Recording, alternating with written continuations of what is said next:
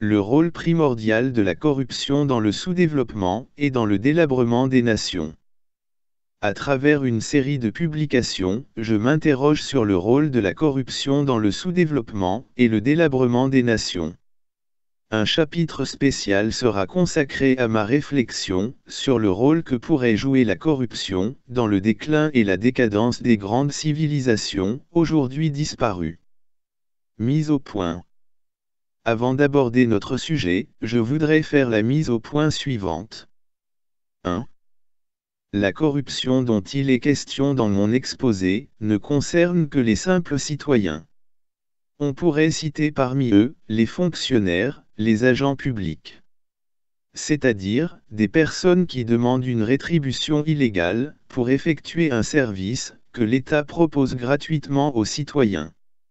Il est, pareillement, question de personnes qui paient pour accéder à des privilèges illicites. 2.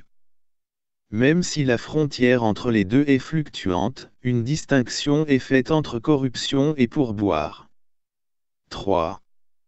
La corruption est prise dans son ensemble, et d'une manière globale.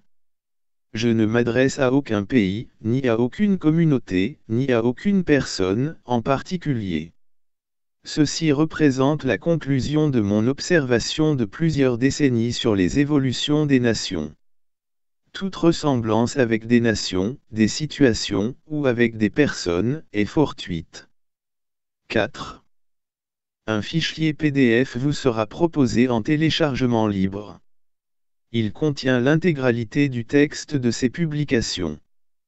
Pour l'obtenir, visitez mon blog, abdeslameboujedraoui.com. À l'occasion, vous pourriez lire quelques-uns de mes articles. Introduction. Il y a plus d'une décennie, j'ai eu une conversation avec une personne issue du Moyen-Orient. Elle me déclara la chose suivante. La corruption est un bon système.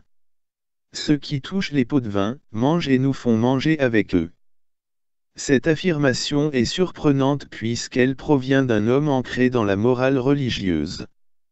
Par la suite, au cours de conversations avec d'autres personnes, j'ai entendu des variations sur ce thème. Avec l'argent on peut tout se permettre. L'argent permet de gagner du temps. Bien sûr, chez ces personnes, par argent, ils sous-entendent celui de la corruption. Aussi, ceci m'a mené à une profonde réflexion dont je vous livre les grandes lignes.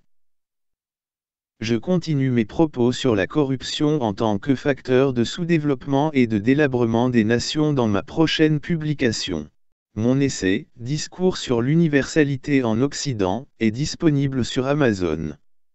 Vous y apprendrez, comment au nom de cette universalité, on procède à des génocides. Plus jamais, il ne faut se laisser tromper, par l'élite dominante, et tyrannique.